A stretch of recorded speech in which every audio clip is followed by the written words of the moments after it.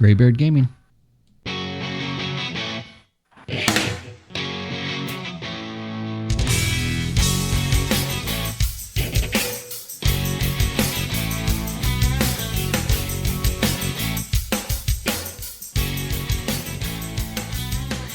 Welcome everyone to the new and improved GreyBeard Gaming podcast. We talk about gaming industry, how it affects us as gamers and consumers just like you. I'm your host, Scott. Liam is back, and also David Alexander is back, who filled in last week and chose to stick around. A new milestone for us here. So before we get into Bungie layoffs again, an enlightening video about gaming, and the death of a new staple, let's check in with these guys. Liam, welcome back. And what's going on with you? I know you have COVID. Yeah, that's what I did catch last week. Yeah. So I'm just recovering from that right now. Man, that's well. Thanks for coming in. I know you don't feel good, but yeah, it's that terrible weather over there, man. It's just COVID. It's probably like sticking to cars and shit.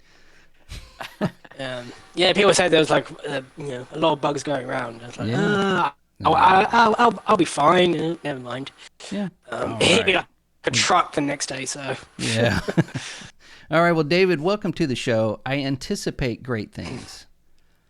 Not from you. That's just a general statement. Thank you for the invite again. Glad to be back. Yeah. No, I had a good time last time. So great. Glad to hear it. Yeah. So I feel like we're full. We're like a complete show now.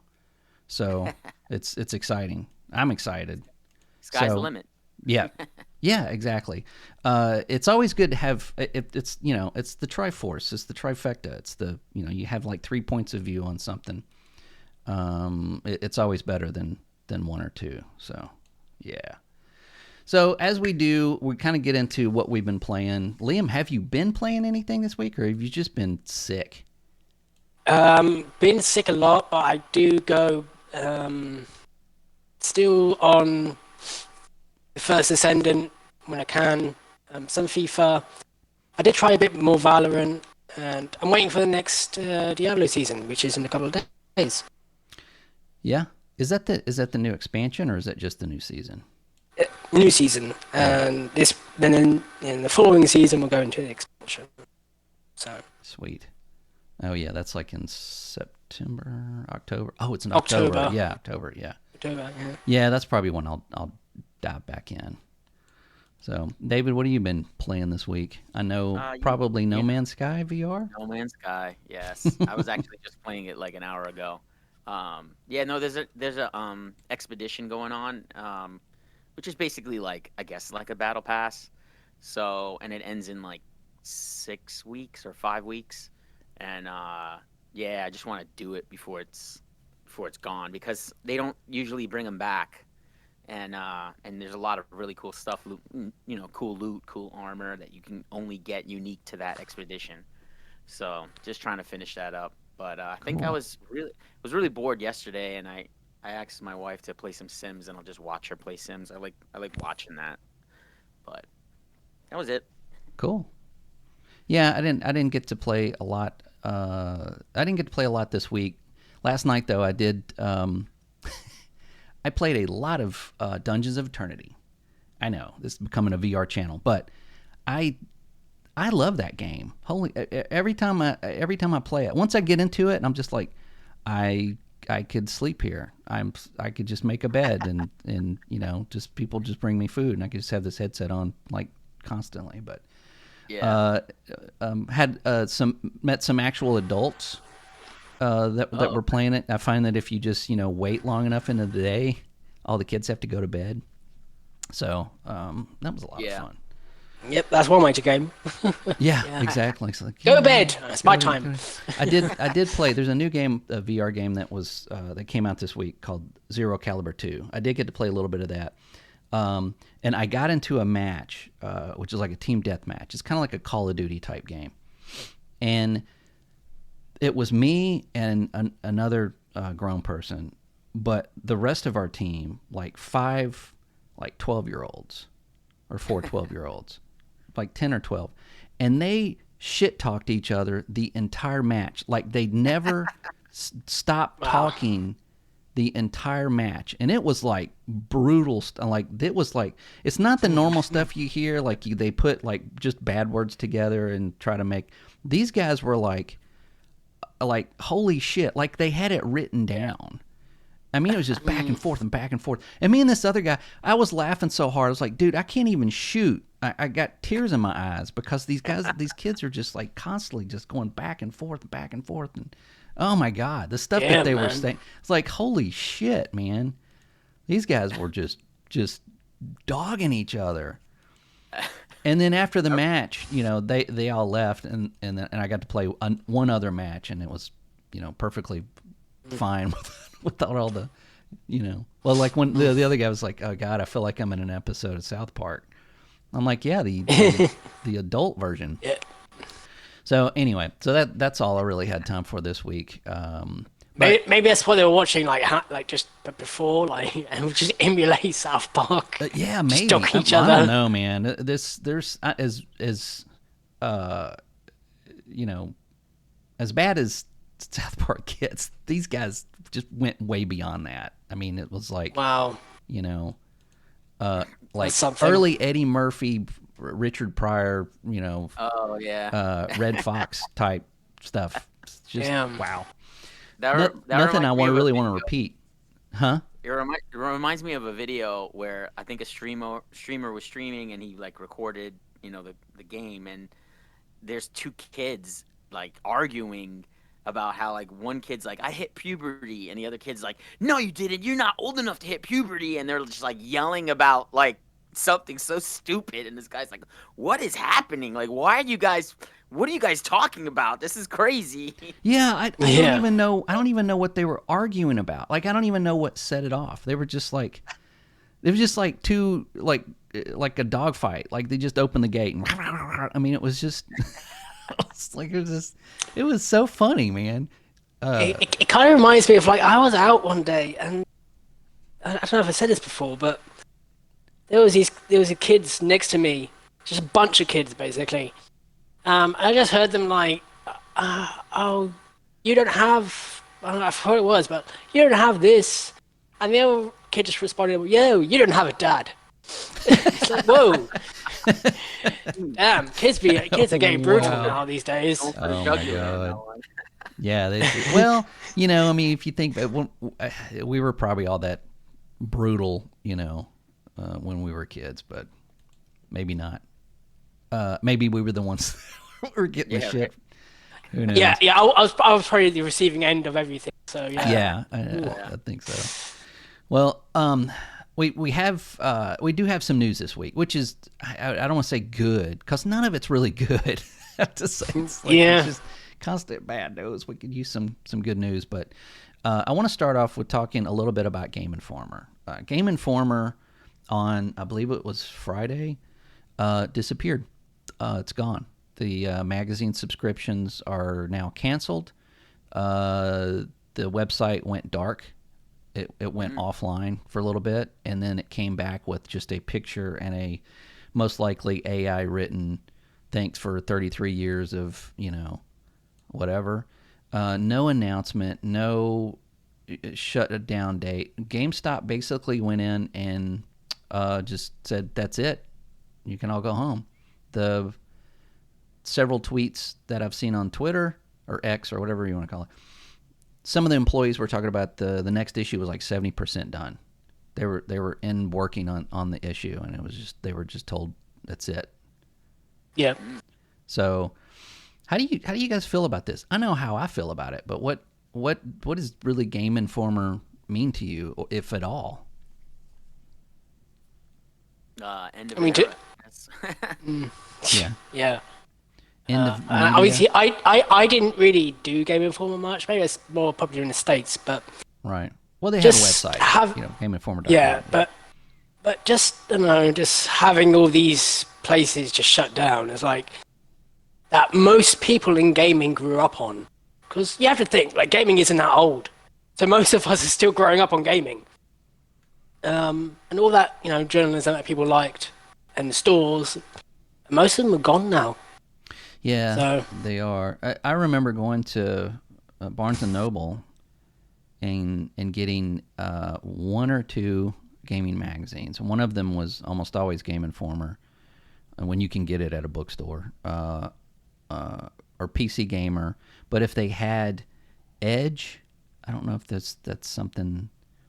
I want to say that was a UK publication, because all the words were written in, the like color, had a U in it and stuff like that. But this is where you got your information. Like, this is how you found out gaming stuff, is you had to go and you bought a magazine. Also remember, like, getting really frustrated at Super Mario Brothers 2 and going to the supermarket to get a what was it, EGM or whatever, where they had like level completions and shit, like the panel. Like, here's how to find this. It's like, look, go to this page, and we would be like looking at it. It's like, okay, you got it. Like, because we didn't have money to buy it. We just had to go look at it and go, okay, I think I can remember this. And then you go back and, you beat the level. But, the website was, especially for this podcast, I would use that a lot of times for news, because they had news. It wasn't political commentary, like a lot of journalists and journalist sites are now. They just had, this is what's going on. Here's the layout. And I wonder if maybe that's why they pulled the plug on them. Either that or GameStop is on its way out, which is a completely different conversation and speculation. I mean, it could be a sign that GameStop is on its way out too. I mean, I wouldn't be surprised. Yeah. As I said before, like, here, Game is just on its way out. I don't know why they still exist, to be honest, because they've just cancelled everything they basically stand for. So I don't know even who's going to them right now. But, yeah. Last time I went into GameStop, they sell a lot of toys now. Mm-hmm. Yeah, it's just like toys and Funkos and stuff now. Right. That's all it is. Yeah, but I mean, I remember going into GameStop back in the day, and I would always see the Gameinformer magazine. It was probably like one of the first things I would do, is look at that magazine before I would like start, scanning the shelves for a game. And then when I would buy games, maybe half the time the guy would be like, I'll throw in this magazine for you, and I would always kind of get it like that, or I would buy it with the game. I didn't have it a lot. It always, whenever it had a really cool cover, like a game that I liked, I'd be like, I'm gonna pick that up because I like that game. Yeah, they had the best covers, man. Like front and back, like you fold it out, and it's like a mural, And they were always $5. You remember that? It's like you go get like PC Gamer or something like that, and it's $10. But theirs was always $5. Yeah. Because well, I mean, like it's. Go ahead. Well, I was gonna say that it's a kind of a sign of the times. You know what I mean? It's like, we consume our media less and less on paper, and it's like, everybody uses online now, so it's like they had a thriving online community until now, I guess. So maybe it wasn't thriving, but I don't know. Yeah. Yeah. But it's definitely one of those things where it's like, coming from our generation, I guess, you look back and you're like, wow, that's gone now? Like, what the hell? Yeah. Yeah, just so abruptly, though. I mean, usually it's like, I would expect this, like, okay, we're not making a printed version anymore. It's like, oh, well, I get it. It's a magazine. It's hard to sell. But the website, could generate money, and the articles could go on, on the website. Just like, IGN doesn't have a magazine, Right. So IGN is big, though. They are, but you see my point. I mean, it's like it's not tied to something that's physical. Yeah, IGN is too big. Yeah, I think places like this, though, when that happens and you just get blindsided, all the people working probably got blindsided too. Yeah. So someone just came in and went, right, that's it, we're out, and then you're like, what? So that's what happens, which sucks. Yeah. I mean, I'm assuming that everyone there lost their job.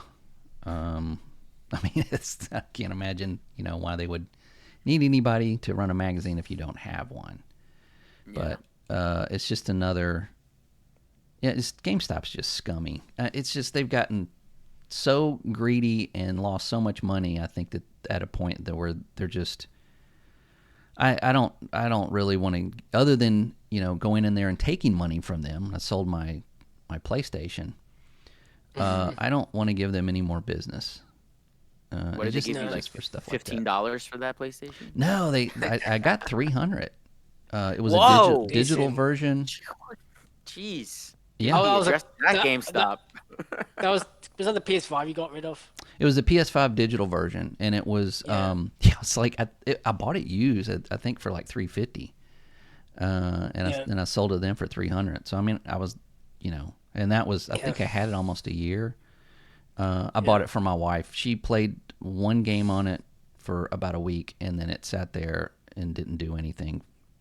And I mean, if you're not using something, I don't hold on to like consoles like some kind of nostalgia. Like a tchotchke. Like, look, I've got a PS2. Like, oh, that's great. Does it work? No, but look, it's on my shelf. It's, I mean, it's like, to me, it's like, if it's not working, it's not being used, sell it and take that money and get something that is used. Now she has a MetaQuest 2 VR headset that is on my shelf collecting dust. So we'll just see how that goes. But you know what I mean. But anyway, while I was in there, of course, it was like 2 something, this and that. We went back and forth, and it's like, okay, well, if you get the the Power Pro or whatever it is that comes with the magazine subscription, you save $5 or you get $5 more, in the whole scheme of things, because it was going to be like $2.95 and so like, okay, well, yeah, okay, let's do that. So and then I'll get the magazine. They're like, yeah, you'll just get the magazine in the mail. I got your address in here. I'm like, great, okay, well, cool. I'm kind of looking forward to that. And then it's gone. I didn't get a magazine. I probably won't. I probably never will. It takes like 2 months to start your subscription. So, yeah, I'll never get it. I still have some. Do you guys keep like magazines though? Like if you've got a magazine that's like with like your favorite game in it or something, do you ever keep it? Not typically. No. I wasn't really a magazine person. I've got a few like collectibles I would more consider, but just like normal gaming magazines, I wouldn't really keep that. No. Okay. But now, if you think about it, those of us who did collect it and keep it, I wonder if they're worth money now. Like, give it a good year or two, and there's, it's hard to find a Gameinformer magazine. Right. You could just scour eBay, and people are selling it for like, $100 or something like that. Yeah. I mean, people will try to scout, but who's like searching for that for like $100 or something? So it depends. Yeah. I've got a couple of I got the Witcher 3 Gameinformer and then the Halo Reach Gameinformer that I kept. Like every once in a while, I used to have a stack. I kept every magazine, like all of them. I used to have like stacks of them. But this was years ago, and after move, I seem to just misplace all of them. But every once in a while, I'll keep one that I think is really cool or whatever.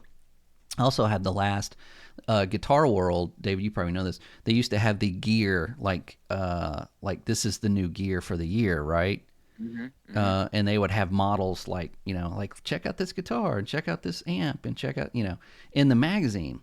Well, of course they stopped doing that. So I've got the last one that they did that kind of layout, until they went to just a regular boring. Here's new stuff. I think as far as magazines, that's probably one thing that I do keep, which is like music magazines, because sometimes they'll interview, like let's say they interview Dimebag Darrell, and he's passed, so right. Like that is more significant now because he's gone, and like there's an interview of him, and then at the end of it would be a song that he played, like the tab of his song, so you can learn how to play it.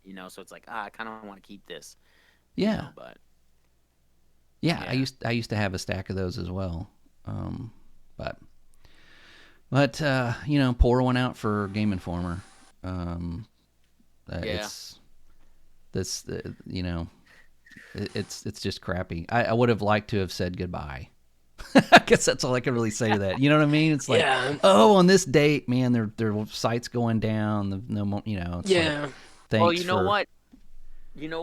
Didn't they like wasn't GameStop going to go down, and they said, "Oh, we're going to go down because our stock is so bad." And then they did something with the stock. I can't remember what it was, Are you but talking about a I couple of would have, years ago? yeah. So Oh, everybody was like buying the GameStop stock, yeah, right? these guys on Reddit, they Right. got wind of like a couple of billionaires, like they were gonna like what do they call it? I didn't even. They were gonna Well, it was like they were gonna buy a sell it. bunch of the stock and then sell it immediately so it tanks. So then Hmm. it would cause something else, and they would make more money off of something. It's just a really shitty move to just Yeah. kind of play with a company. So these guys went in and just bought all the stock, like bought the shit out of it and made it go like through the Yeah. roof, so that Right. these billionaires that bought into it lost money. Hmm. And it was kind of just it was a Robin Hood move, basically, is what it was.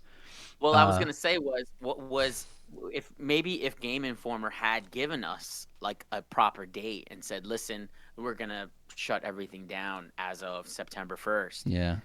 maybe the Reddit community or whatever community would have came in and said, "Nah, we're gonna do what we can to keep you guys going," would Um, rally around that. I don't think that the it was they didn't do that because it was GameStop.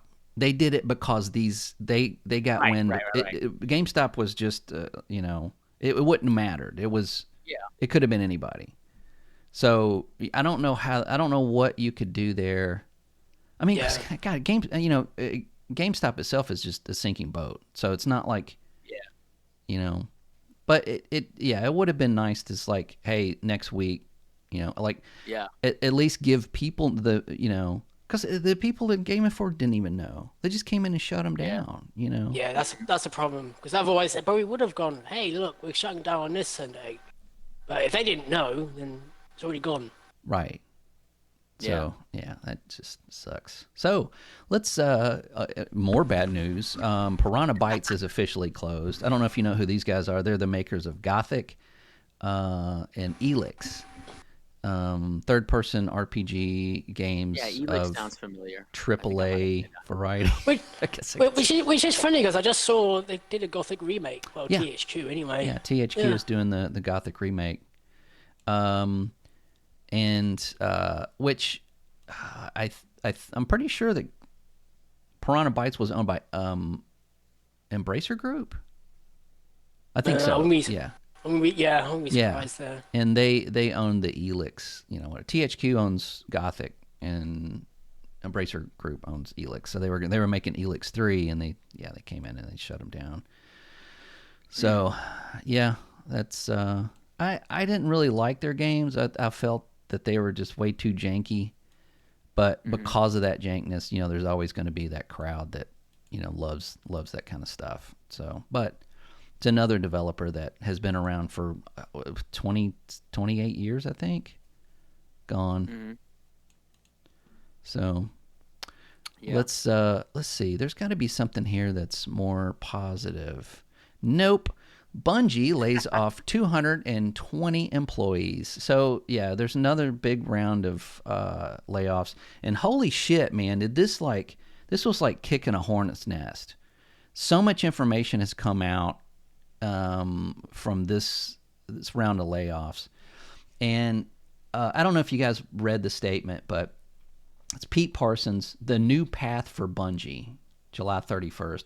And then, of course, this is that, we had to make some difficult changes, which is bullshit, due to rising costs and this and this and this and this. But I did notice on Bungie's Twitter page, the first the first response was from Marty O'Donnell. I mean, you know who Marty O'Donnell is, right? He's the composer that made Halo music. Yeah, right. Made like Halo what Halo is. I am shocked. Shocked, I tell you. So, Wow. yeah. I think he's running for like Congress or something now. So, yeah, this is. There's a couple of key things I want to talk about in these statements, but one thing that we do know, and we found out from this, again, from this kind of got blown up. There's no Destiny 3. There never was. They were working on a game that was kind of either like a spin-off / replacement. Yeah. Right. But that's still not clear. More of a spin-off game, but not a full like Destiny 3. What people were thinking. Right. Not like a takeover of going from Destiny 1 to Destiny 2. No. Right now, there's no future games in the works outside of Destiny 2 and Marathon, which they were supposed to be making a game for Tencent, a mobile game, and I think that got axed as well. And just looking at it from the outside, to me, it looks like they hired for multiple projects, and then as those got canceled, they had this, all these people, But if you're also mismanaging money, which I've said that they, since they left Activision, I think they have been doing, hiring all those people and starting these projects only pays off if you produce a game and generate money. If you're canceling all this stuff, then the hired people, where are they going to go? Also, it looks like Sony comes in and goes, "Hey, we want to purchase you," and they're like, "Well, of course. Look at all this shit we got going on. We got this money. Look at all this money we got. Blah blah blah. We can bring you all this money in." So they settle on a price and $3 billion, and they're like, Sony's like, "Great," and they buy them. Then they come in and find that they don't have they're not generating that much money. Yeah, they're not. They're not doing anything. Just everything they said is just right. So they were in trouble. Sony comes in. They're like, "Great, we'll try to get as much money out of Sony as we possibly can." And then Pete Parsons, tells employees days before that he fires them, like, "Hey, come look at my $2.3 million car collection." Yeah. It's like, what? Who are these people, man? Where do they come from? Like, I don't know. Is it money? I think it's money. I think you get to a certain point, you just don't understand people anymore. Oh yeah. I mean, all of these like multimillionaire, any like top CEO or anyone who's past millionaire or billionaire, whatever, they have no idea. Once you get past that point, you have no idea how money works, how to manage it, because you've got enough coming in anyway. They haven't got a clue. Yeah, they overspend. I mean, they have. They were building another facility, like another studio, like from the ground up. And the money that was supposed to go into the studio that they have now, which would be like employees and pay and insurance and stuff, they started putting into that new location to build another. Why would they build another studio if they're not making money on the first one? It's just like, what Bungie is just, and I've said this before, but they're just like the poster child for what's wrong with these large AAA gaming studios. They're just I don't. Well, I think they need discipline.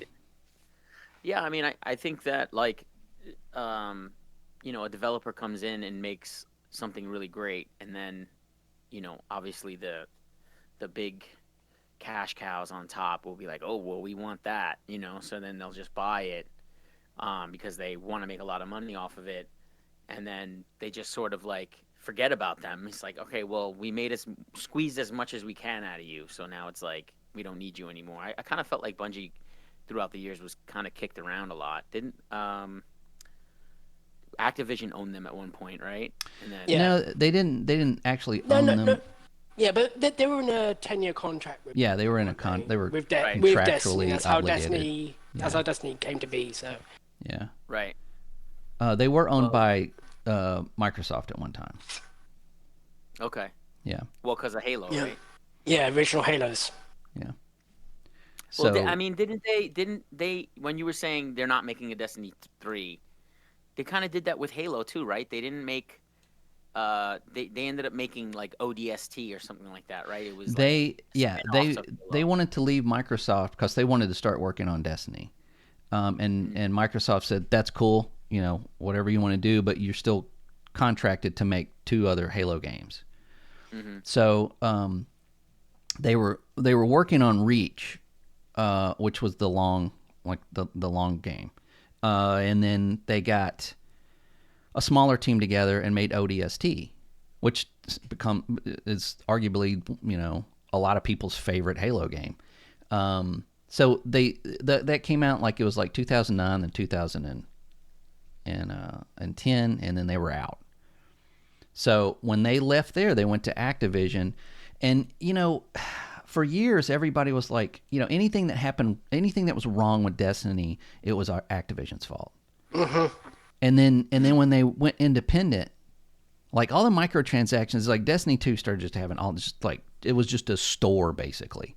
It's like Activision, man, they've ruined Bungie, man, they've ruined them. And then when they left Activision, we're like, oh well, great, now it's going to get back. Hey, wait a minute, why is everything in the store more expensive? Like, why is there more shit in the store? Where's the DLC? It was like now they had bills to pay. And then, so it's like, well, who was at fault here all along? We have to remember that. And one of the things on this show that I always try to keep people grounded with is this: when there's something in a game that they've changed and monetized, everybody wants to blame the publisher. The publisher does not know how to do that. They just go to the developers and go, "We need more money out of you." The developers then try to come up with ways to get more money out of you, the player. It's the developers that are doing that, not the publishers. If the publishers just left them alone, it wouldn't matter. You'd have a perfect game. But that interaction with them, it goes downhill. So when something changes, much like in Destiny 2, it's not Activision, it's not Sony, it's not Microsoft, it's Bungie. It's the people making the game. They're making the changes, and they're putting the microtransactions in, and they're doing all this other stuff. It's them. They're trying to get more money out of you. That is the reason they're there. That is the reason they made the game, is to get more money out of you. Destiny itself has changed gaming in some way by making that looter-shooter game loop that people want to come back to. And when they want to come back to it, they'll spend money on it.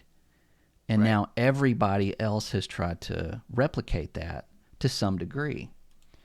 And I hope they look at Bungie like, wait a minute, maybe if we just made a good game and a lot of people liked it, we would make more money instead of having to continuously make content, every other day. So, because that is always the balance between what a game publisher wants or a game developer wants, because they want enough content for people to buy, but then when it comes to content itself, this is why microtransactions and battle passes are everywhere, because the hardcore players will breeze through that content in a week. So you need something to keep them going. And then let's add these in the store, and look, fancy skins and everything. Because I read this on Bungie and just in general games that be like that. Like they could work on something for 6 months and people would be done in a day. So how do you balance that? Yeah. Well, that's the problem. Yeah. What's that, David? I think about Helldivers.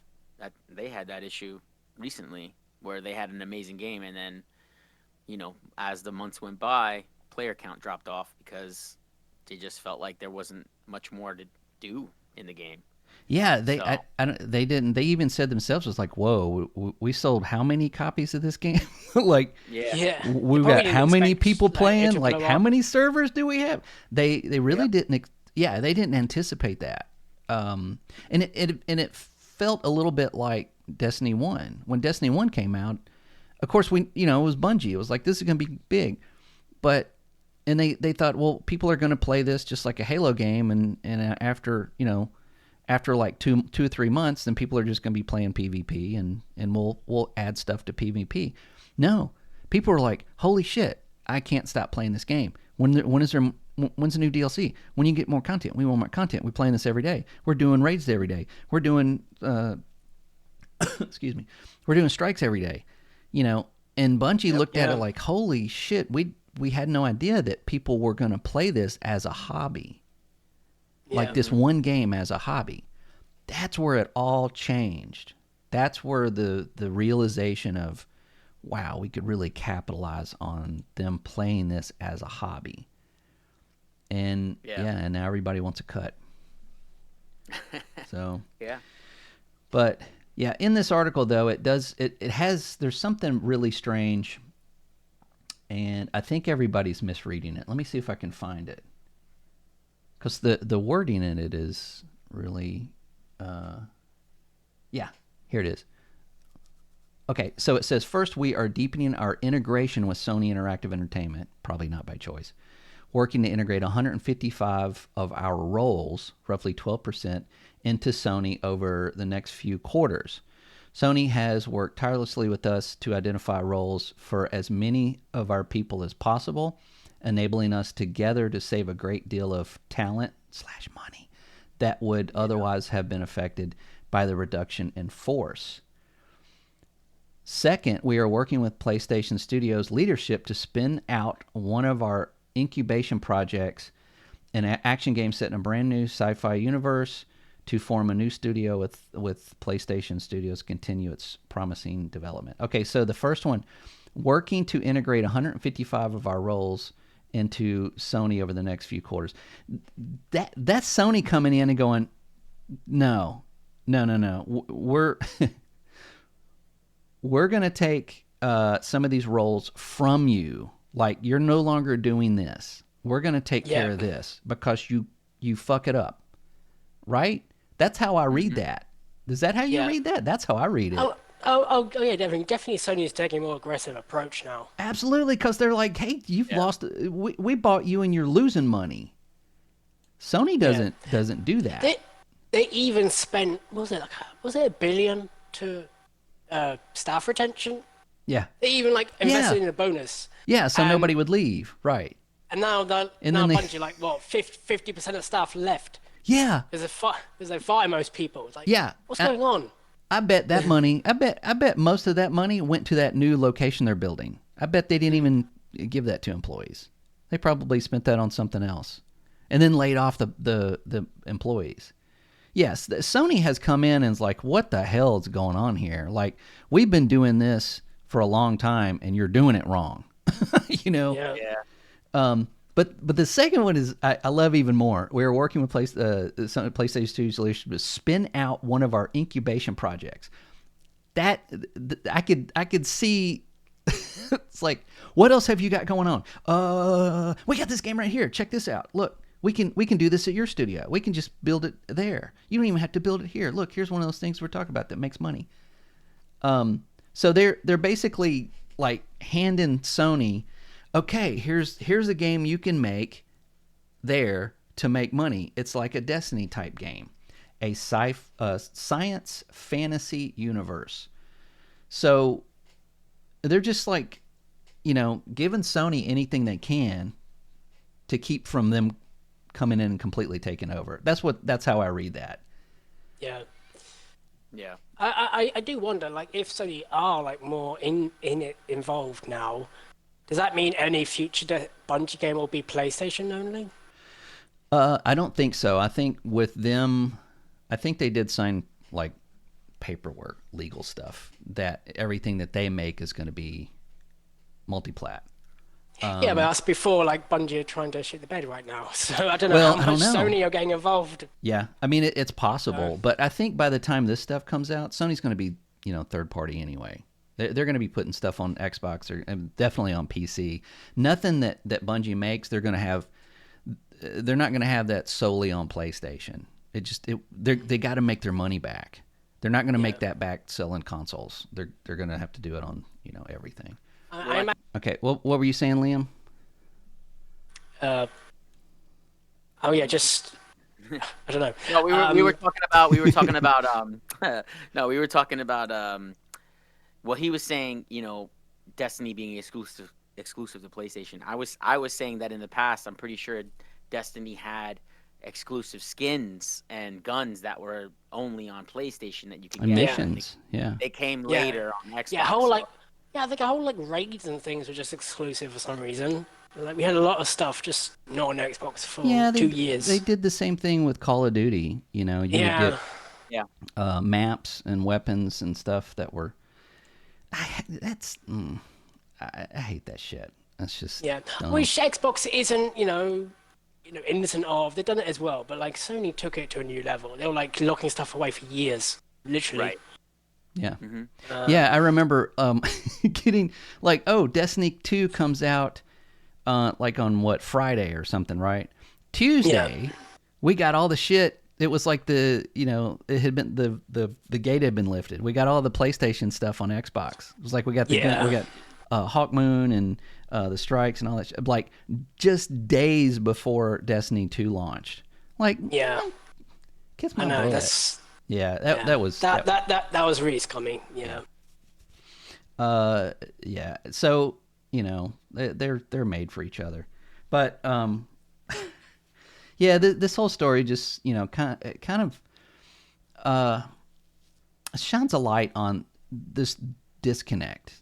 I talk a lot about on this show. There's a disconnect between the publisher and the consumer. There's a disconnect between the publisher and the developer. There's a disconnect between higher ups in the studio and the actual people making the games. And there's definitely a disconnect between the people making the games and the consumers that want to play them. Mm-hmm. We never seem to get what we want. Like universally, we want A, B, and C, and we're always getting X and T and L or whatever. And unlock the battle pass for A. Yeah, I mean it's just it's just weird. But this is this shines a light on more of that. I think Bungie got big. One of the things that always interests me in game development, because when in the 90s, like on PC, you could get somebody would hand you a floppy and say, check this out. When you get home tonight, just try that. And like, what is Doom? You wrote in a pencil on this, It's like, oh, it's shareware. I downloaded it off a BBS, and he puts it on a floppy and he gives it to you, and you take it home, you put that floppy in, you're like, holy shit, shotguns and demons and chainsaws. Yeah. So, and then you're like, oh, who made this? And you go, it's like 5 guys made this. Yeah. And then it's like, oh, I'm going to go to their website or I'll go to their BBC and I'm going to buy it. And then like John Carmack put it in a box for you, and shipped it to you. That's those. I mean, there's still people like that per se, but you see what I'm saying? It's like when these guys get together, it's like, we want to make a game and it blows up. And then, we're not making games anymore. We're running a business. Who are these guys to run a business? Do they even know how to run a business? They know how to make games, but do they know? Bungie started the exact same way. Yeah. And you didn't have a floppy playing it. No, it was on Mac. I mean, most of their stuff was on Mac, but it's the same thing. They released like Desert Strike or something, Desert Storm something. Pathways to Darkness was another one, like a 3D game. And then, of course, Marathon, the first Marathon, that's when they, got notoriety. That's when they were like shipping stuff out the door like constantly. And now they're like running this huge $1 billion studio. Like I don't know. Well, I think it's kind of, one of those things where like a game becomes too big to hold at that point, like I think of Minecraft, like that was done by one guy, and then he was sending it off to his friends. Oh, try this out. I'm working on this game, and they were like, this shit is amazing. Like, you don't know what you got. And then it became so big, like he owned it for years, and then he doesn't own it anymore. No, he sold it and went and did something else. Like he did exactly like you would think somebody like that would do. Mm-hmm. Like, and he said, I don't want to run a company. Yeah. I think that like when you see this in music too, like a band just becomes so big. I know bands like Mazzy Star, was started to get huge, and then the record label was telling them to do this or do that, and they were like, listen, you got to make a 10-song album by next year, and they're like, we don't write like that, we don't right. And it's like, that's not how we wrote the last album. Like, what do you and then they're like, no, well, contractually you have to do it. People want to hear it. You know what I mean? So it's like, Yeah, I just think that like sometimes uh, something becomes too big, and it Yeah, almost becomes hard to control, you know. yeah. Especially So like as a lot of game developers, if it's like their first or second games, they have no idea what they're getting into. They want people to like their game, but if something blows up, yeah, how do you handle that? You yep. don't have that facility to handle at all. Yeah, I think we And can see that with Helldivers too. yeah, and then a big company comes in and they say we can handle it for you, and then Mm. there you go. There you go. Well, yeah, and that's like best case scenario, right? Like you hire people that run studios to run your studio. Right. I Yeah, think these developers are like, well, this is my baby, I'm running it. But yeah, then, you know, are you? What are you doing? Like Jason Jones. Jason Jones is still at Bungie. He started Bungie. Him and like two other guys. He's still there. He very rarely does an interview. He very rarely even like tweets anything or has. What does he do there? Like what is he doing? I don't know. Let's get him to call the show. Yeah, and we need him on the show. I was like, what are you doing there? Because he's the one that he's the one that came up with Destiny. This was his thing that he kind of went off and left and like came back and goes, this is our next game. You know, Yeah. I don't know. It's just it doesn't. I used to love Bungie. I used to, I mean, who didn't? Like, they made Halo, and they always did it like by the seat of their pants. They're like scrappy, indie studio that just started pumping out just amazing stuff. And then they become exactly what you hate: corporate, yeah. greedy. It's just time and time again. So that's kind of like much. Or that's mostly like what other studios become. That's sad. Well, like I think about not to bring up one of my favorite games, No Man's Sky, but Uh, they look like not again, but they sort of looked like that they were going to get big, and then they Mhm. sort of got humbled because their game was shit in the beginning, and then Sean Murray kind of revitalized it. But the thing is that humbleness made him stay small. He didn't get big, and because Yeah. he stayed small, he was able to sort of revitalize this game. I don't know how he did it, but he did it. And now it's kind of like a cult classic. I wouldn't say it's like I don't know what their player count is, but it's got uh, good positive reviews on Steam. So Look it up. yeah, so I think that them staying small actually probably helped them, you know. But yeah, I think last time I saw that overwhelmingly positive reviews on Steam for No Man's Sky. Oh, absolutely, absolutely. Let's see. And that's like best case scenario for a studio. And I did hear like Yeah. when the game came out and it was, it tanked. I mean, it came. People were like Yeah. wanting their money back. Like this is not what Right. you said it was going to be. Right. Not that it was bad, but they just promised everything was in it, and it just wasn't. Right. Yeah. Right. But So it makes you wonder if they got big, what would have No Man's Sky be like if they got big? You know, Mm. yeah, yeah. Well, would all they this be all these like, updates wouldn't be free. That's for sure. that's right.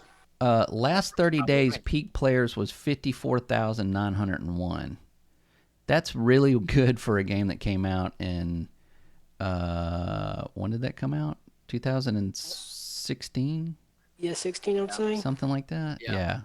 So I think That's they're doing that good. 901. That's me, the one. Yeah. That's me. And I remember reading. It seemed like like Sean Murray, like when that game came out and they were getting so much shit about it, he like left for like a month. Yeah. Went to And was like hibernation. extremely depressed, but then came back and told the studio, it's like, we're gonna fix this, and they were all on board. They were like, yeah, we need to fix this, and fixing that became like their passion Yeah. of making a game the best that it could possibly be, and the end result is phenomenal.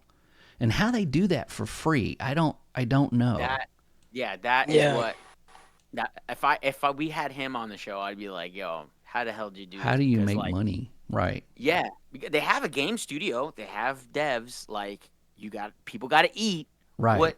How did you do this? You know what I Well, I'm mean? guessing Like, they're not like Bungie and have like, you know, a cappuccino machine on every floor and yeah, have, you know, like a French bakery come in every day and stock, you know, all the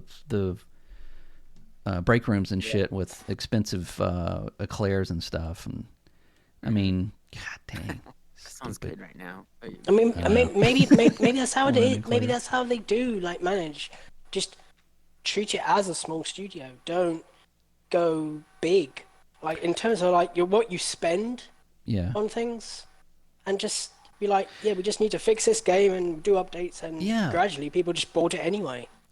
Larian Studios, the guy that runs that, recently said that Baldur's Gate 3 is the biggest game we'll ever make. And what he meant by that is that it was it was successful, won awards. I mean, it's like you made it, right? You hit the big time. Yeah. But he says we're never going to get bigger than that. We don't want to be. We don't want to. Basically, what he's saying, we don't want to be a Bungie. You know, we don't want to have to cater to investors and people that, you know, want us to will come in and it's like monetize everything. They don't want to do that. They even did a Baldur's Gate 4 prototype. They even like had it in the works, and they were like, "No, we don't want to do that. Actually, we'll just do something else. Because otherwise, there'll be the Baldur's Gate team, and every Baldur's Gate would have to be bigger than the last one. They'll be stuck in that loop forever. Well, that And they also just had want to do other things. that also had something to do with Hasbro completely ruining the relationship with anybody that was making Dungeons and Dragons stuff. Before, you could basically come in and go, hey, I'm making Dungeons and Dragons stuff. Okay, here's your guidelines. Okay, bye. Just, you know, we'll come check on it when you're done. And they go, okay, yeah, this is cool. So we want like how much percentage or whatever. And like, great. So you had all this great Dungeons and Dragons content. Some not so great, but mostly great. And then they changed all of that to where I think it was something like if you made anything Dungeons and Dragons, then you owed them money. I don't know. It was just garbage. So that person that is now, they're no longer at Dungeons and Dragons or Wizards of the Coast. So anyway, I think that might have had something to do with it. Nobody's wanting to make Dungeons and Dragons content because of that relationship breaker right there. But yeah, I want them to make something different too. I don't want a Baldur's Gate 4 from them. I want something, you know, go do something else. Yeah. So it's there's still studios out there like that, you know, that are smarter about making games. Thank God. Because Ubisoft is not one of them. Yeah, that's the thing. Because he said Ubisoft. Like we've got like 70 Far Cries and 100 Assassin's Creed. Like they could do something else. That's where their money makers are. Yeah, that's where the money. And that's I mean, I look at gameplay for the new Assassin's Creed. I'm like, well, the graphics are nice. It looks good. It's just, but you know, I played Valhalla to the point of if I see the logo come up, I feel physically ill. I don't want to play another one of those. You know, make something new. It's just. Yeah. Yeah. So anyway, we'll have to, you know, we're going to be talking about Bungie again on the show. I'm positive because, you know, they keep just making mistakes. When they like shut down in like 2 years. When they become like Sony Washington or Sony, you know, Northwest or something, you know. Yeah. I don't know. I mean, yeah, Sony doesn't fuck around, man. I make fun of them. They are extremely anti-consumer, and I don't understand why everybody loves them. But I respect them as a company for not taking shit from anybody. No. And I think this marriage between Sony and Bungie is not going to end well for Bungie. No. Yeah, I think they hit the rock. Yeah, Sony are probably kicking themselves right now because like we paid what for Bungie and they did what? Yeah. So Or didn't do what? yeah, their wallets are hurting and they're like, Cha-ching. no, we're gonna change it right now. Yeah. It's like they walked into the devs like studio and there's like pizza boxes everywhere and there's like just shit everywhere. Shit, They're probably like "What lines the of fuck is cocaine, hookers, what the like hell's going on in a, here?" a dead baby seal in the bathroom. There's like the drapes are on fire, you know. And then they all freeze. And Yeah. it's like, "Ugh, what are you Like doing here? what? Oh, hey, We weren't expecting you to hear today. right. Whoops. Jeez. Poor Bungie. Wah. All right. Well, we all watched the video about private equity, and this kind of plays into it. And we've asked the question on the show, you know, what's going on with gaming as a whole? Since COVID, we've had layoffs after layoffs after layoffs after layoff, and you know it's cited as the economy. And I keep thinking back to, do you guys remember when there was an interview after the big layoff from Microsoft? They had an interview with what's her name? God, I'm drawing a blank. Liam, help me out. Xbox CEO. Our CEO now, Sarah Bond. Sarah Bond, thanks. And as she's talking about they're not seeing any growth, the money's not, not coming in, blah, blah, blah. They pan out and show this bar graph right above her where even still in 2023 and 24, their profitability is going up, not down. Mm-hmm. So it made whatever she was saying didn't mean shit. So this kind of shed a light on what's going on with gaming since 2020. And we don't have to go into the video that much, but David, you brought this up, and this was very enlightening. You want to give us a synopsis of this, or do we want to just discuss it? I'm going to put you on the spot. The light's on you, man. We're talking about. Wait, did you sent me the article, right? Oh, it was the video. I thought you put that up there. Did I? Did I? I don't remember now. Shit. Anyway, so what happened is in 2020 we're all sitting at home. I was laid off. My wife was I think she worked like one day a week. What did we do? We played video games. We bought video games. This is what everybody did. People went out and bought consoles. They bought Switches. And we saw this giant boom in gaming. Now everybody's like, how did they not know that we were going to go back to work? They did know. It doesn't matter. When you've got a boom like that, you want to put out as many products and get sales as much as possible within that period. So what do? You have to hire more people to come in and do that. So everybody was, so when that happened, guess what? All of these investors, these big investors, like BlackRock and Vanguard, it was like a lighthouse, man. Like, bing, they're like, what's going on over there? What is that, gaming? Whew, they swoop in, and then they start going, okay, well, we're going to invest in all this gaming. They're probably the ones that didn't realize what was going on. But so before 2020, you didn't have this big influx of investment. Even Saudi Arabia now is like investing in gaming. They're giving billions of dollars to these publishers just as an investor.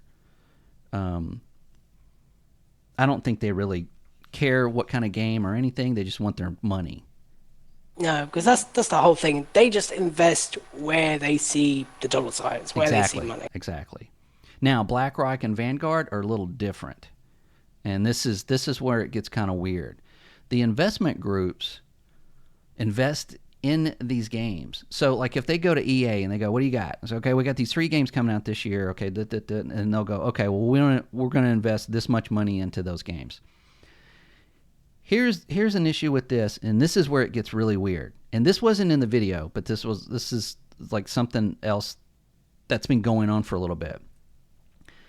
If you include these parameters in your game, then we will invest more money in your game, which is really weird. So, like, if you've got, say, like, if you make the samurai in your next game black, we will give you more money. We'll invest more money into your game. Well, I don't know if the Japanese people are going to like that. I don't care. We're going to give you more money. So what do? They do it.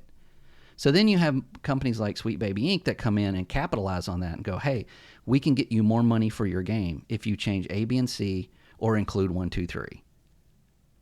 So then now you've got the developers are making games based on what investors are pushing for. And that is really weird, man. That is really strange. And hopefully these investment groups will catch wind to, hey, everybody's back at work. It's 2024, you know.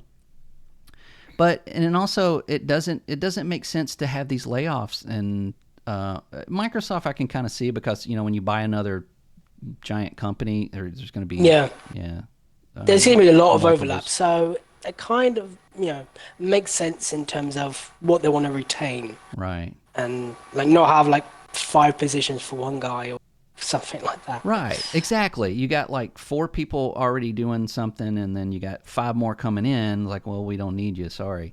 I mean, it happens. You know, that's why people get really antsy when somebody comes in and go, "We're going to buy you." But honestly, it's just strange, and it's starting to show with the games, you know. It's like they've got this agenda for a group of people that don't exist. Like they're pandering to an audience that is not buying anything. So when they do all of that, then they're losing money because they're making content for a group that is either very tiny or just isn't there. So how long can they do this? It's just really strange, and it's not, you know, if we look at it from a whole and step back, you can kind of see a bigger picture. I don't see a bigger picture here. What do you guys think? Why would they do that? What is the overall, other than just making money, why would they care what they're investing in if they don't know anything about it? Was it, if I could recall correctly, wasn't there like, didn't Amazon like have some kind of gaming thing during COVID, or some other studio like came in and was like, oh, we're going to do, what can I remember? It was like all you had to do was buy a controller or something like that. You could just. Oh, are you talking about Stadia? Yeah, it was Stadia. Yeah, that was Google. Yeah, Google Stadia. Yeah, Google.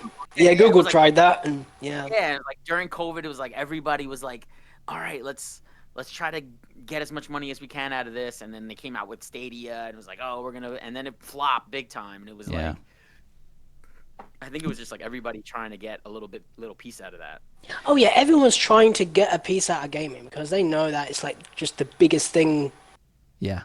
Well, ever in entertainment. Period. It's just the biggest thing ever, and COVID really made that explode even more. Yeah, it spiked. Because of course, everyone's, even people not gamers, gamed because there's nothing else to do. Right. When we were stuck at home. Right. You drink wine or you game or both, like I did. Yeah.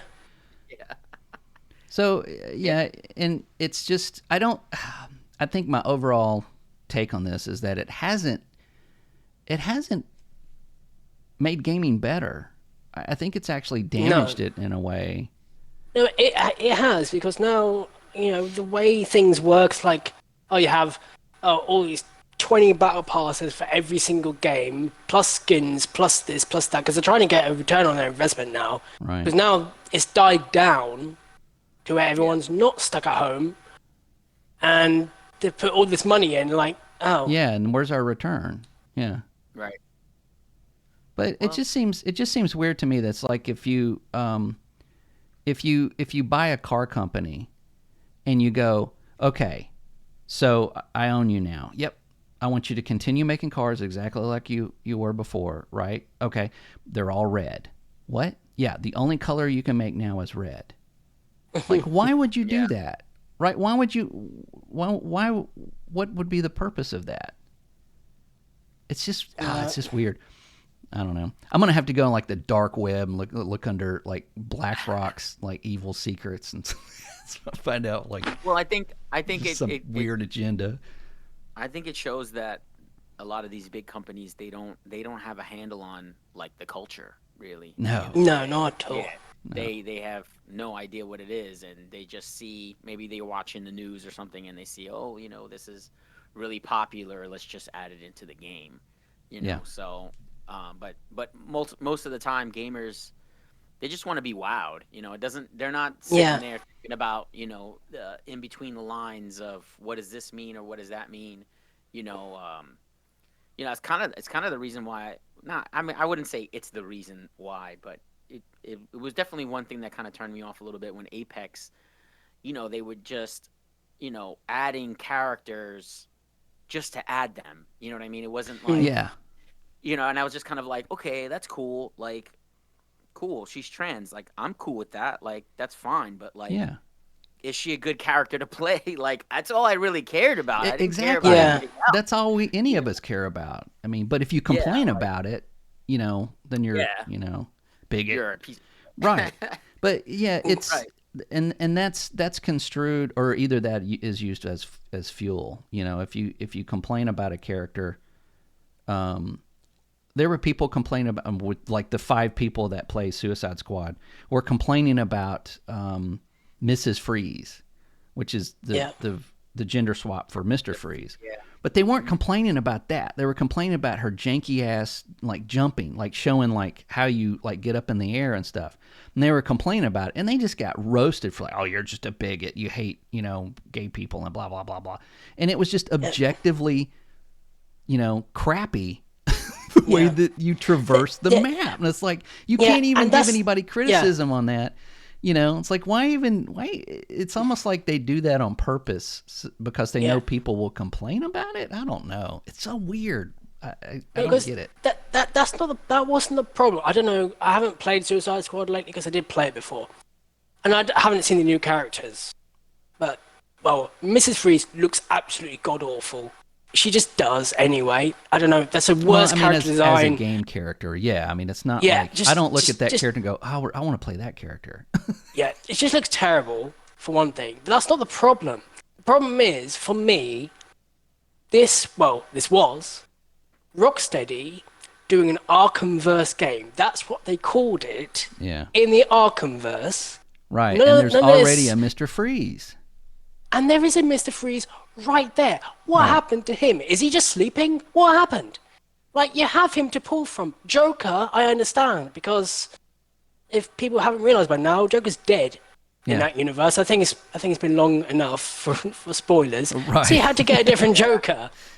But yeah, why do this weird thing that clearly the Rocksteady Arkham devs aren't there anymore? Well, it's not just that. They did the same thing with the Batman TV show. Like Penguin is not Penguin. It's she's just now a woman. Penguin is female. Yeah. It's just weird. I think it's just because they don't want to make anything with a white man. I'm not being like tinfoil hat or anything. I think that's... Did you see that weird Velma show as well? Like, what was that? No, I'm not watching. If any of you like even seen the previews for that, like Shaggy's black and Velma's weird, and I don't know what's going on there. But do people know what they're doing to characters that we like? Yeah. If you want to make any other character, do that. Right, and Liam and I have said on the show before, it's like if you want to make stuff like that, go make stuff like that.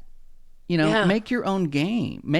If you want to have a message and you want to have these characters, then go make a game. It will probably be good, and people will play it. But just stop changing the things that are already there. I showed a picture to my wife. My wife is redheaded. And there's a picture of like all of these characters that were redheaded females that are now either gender swapped or race swapped. And she looked at that and she's like, yeah, that's about right. Just like changing what's already there.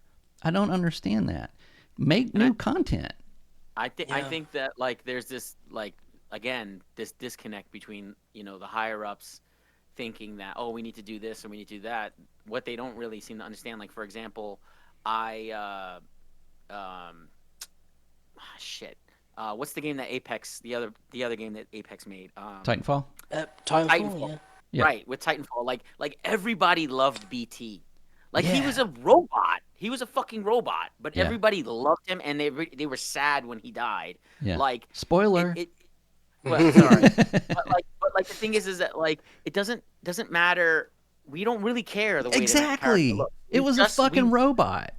Right, it was a robot. Like the thing is like we just want a good story. We want to be like we want shit to happen in the game that makes you like, no, I don't want to lose this person. Like it's the same way you feel about State of Decay. It doesn't matter if it was a girl or a guy. You like that character. It didn't matter. Right. And then when they died, you felt sad. So it's like they need to understand that like the story and something that can compel me to like want to stay is like so much more important than like is it Miss Freeze now or Mr. Freeze? Yeah, you know what I mean? Like, and it's not even so much that it's like any female character that's in a game now. It's just a dude. Like characteristics and interactions are all just super masculine. So then they're basically it's all the same character. So when I see like Mrs. Freeze, I bet I can go right now on YouTube and like find a cutscene or dialogue, and I bet she's like, just hi. Well, no, not necessarily like that, but you know what I'm saying? Like her interactions and the choices she makes are just very like, Sylvester Stallone and Cobra. It's like, you know what I'm saying? Like they're all the same character. Like it's not. I played a little bit of what is it? Flintlock on Game Pass, and the character is just the same character. I can do anything. I will go do this because I am me. I will go do this. No, they don't have any kind of character really. They don't have any flaws. Right. They don't have any, ask any writer. Right? They'll tell you you love characters not because of what they did. You love them because of their flaws. Every great superhero has a flaw. That's what you love about them. When you take that away, they're just two-dimensional, spaces. And now, if I see a female character in a game, I'm like, well, I can tell you exactly how that character is going to be because they're all the same character. It's not because she might be black or Asian or even just female. It's because they just keep writing the same fucking character. And the problem I find with like games that try to, or any media really, that try to like put, I don't know, oh look at the black person that we're so diversity here. That's not what I want to know about that person. I don't care if they're trans, if they're straight, if they're gay. Right. Who are they as a character? Why should I care about them? Do I play them? Or etc. etc. But the thing that these companies always do is put that at the front of the list, like he's trans, you must care. Because I don't sells. care. I don't think care it right sells. now. Right. Yeah, I don't care right now. Is he a good person? Is he It doesn't this? matter. Is he that? It doesn't But matter. That's They what don't we have want. to write good characters if they're trans or gay or a black female, or they don't have to write. Yeah. That's what we're mad about. Not the fact they are trans or gay and we Right. hate them. But just give us a good character first, and then we go, oh look at that, he's trans or he's gay or that's cool. We wouldn't care. It doesn't matter. Is he funny? Is what's the abilities? What character flaws do they have that's going to be interesting when they interact with other characters in the game? It's I don't know. I think this is it's starting to implode, and I think when these investors start pulling out and they're like, screw this, you're not making us any money, which they're not. When they pull out, maybe we can get back to business. Even Microsoft has already fired their DEI team. Like, this is, let's see, we hire you, we make less money. We fire you, we start making more money. That's what they understand, and that's when it comes down to the day. When you see, I go to Pete Parsons' Twitter account or whatever, and he's got like a rainbow, and he's got like all this stuff behind him. which is fine. I had no problem with that at all. I can guarantee you 100% he gives zero fucks about that. He's doing that because of money. That's what that's what they do. That's what they think. When Microsoft or anybody else has that stuff on their website and stuff, keep in mind they're not doing it because they are embracing you as who you are. They're doing it because they want more money. Yep. It's not rocket science. It's simple economics at that point. Yeah, it is. And I guess that's where we can leave it. I was really looking for. Oh yeah, and Avowed got fucking delayed. I was really looking for. I'm sorry, Scott. I'm sorry. To end on a light note, but God dang it, it's done. They said it's done. The game is done. Just release it now. Oh, we don't want to put it. You have this I did wonder if you, man. Yeah, I did wonder, like, can't you push it up? Like, why did he push it? Right. Release in the summer. Yeah. They have nothing. There's nothing. The biggest game, like right now, that people are talking about is Concord, and it's not for the right reasons, which I think comes out. It comes out in a couple of weeks, isn't it? A couple of weeks, and then after that, you have Star Wars. Outlaws. Shit. Thanks. God dang. Need some more coffee. You have that on the 30th. So like July was prime real estate, man. Prime. You could devote a whole month to marketing, to who runs Microsoft? I forget. He just needs to move. Just get out of the way. Just move. I'll do it. Well, if Avowed is delayed for, I don't know, more polished reasons, I hope they maybe fix combat a little bit, because I think that's no. They already did that. They already said that in that last trailer. It's like we got feedback from that first showing that combat didn't look as impactful, and we fixed that. And then they said they fixed a couple other things. It's just ready to go, man. It's in the barrel. But no, just whatever. Well, I'm looking forward to. I know that Warframe's got another game coming out. Soulframe. Yeah. Soulframe. Not a very unique title. Right. It looks incredible. It really does. A lot of people are not happy with the combat. Let's say it looks janky or something, and I'm like, this isn't Warframe. Right. It's they made it clear that it's in the universe, but it's not Warframe. This is something different. By the way, I never really liked Warframe combat. I don't know. I'm gonna get hate mail for that, but like, it was just like, it's cool like for the first like 20 minutes, and then after that, you're just kind of like jumping around like a freaking frog everywhere. I know. And I'm like, no, I'm with you. It gets boring. Yeah, but I mean, Soulframe looks cool, and that and Blight, but I haven't heard anything about Blight or Blighted. I think it's Blight. Yeah, that trailer. There's speculation that's like vaporware. That's like. Oh, really? Yeah, it's like they come up with that to get investors, and then but I hope not, because that game looks really good too. But well, it's impressive vaporware. So. It is very impressive. But yeah, Soulframe to me looked really good. I like the slower paced, like methodical kind of melee combat. One thing I liked about, and it's the one thing that drew me to Warframe, is their design. Basically, it looks really cool and looks really good. Graphics are great, and Soulframe has that same thing, like that sort of design, that aesthetic. Really cool. Yeah. So that's what's drawing me to him. But, yeah, talk about a game that's like, man, that came out when the PS4 launched. Warframe. I played the crap out of it because there wasn't much to play. You remember when consoles came out and there was like nothing to play? It's like, here's your 5 games for the next 11 months until you get. So yeah, I thought it was great for a while. Yeah, but it was 2013.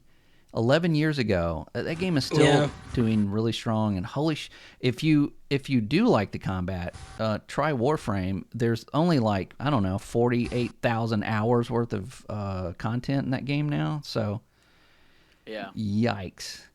Yeah, I never got into Warframe because it was a bit daunting for me all the time. Yes. Like, should I? But because I was in Destiny for a long time and I got out of that. So just should I go into another one that would like steal my time? I don't know, but I've played First Descendant now, and that's Yeah. quite a grindy game. Yes. I wouldn't say it's like something you can put 1,000 hours in maybe. But Well, not it right is now. a grind of a game. Right, but give it 11 years and we'll see, where it is. It might be the biggest I game on the planet. hope that one continues because that is a fun one.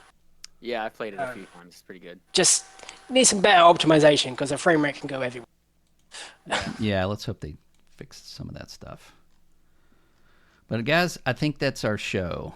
That was Bungie. Always kind of creates a crater when it comes to news. So we have to we have to talk about Bungie. But before we talk about Bungie, we have talked about the entire industry. So, or that may just be a me thing.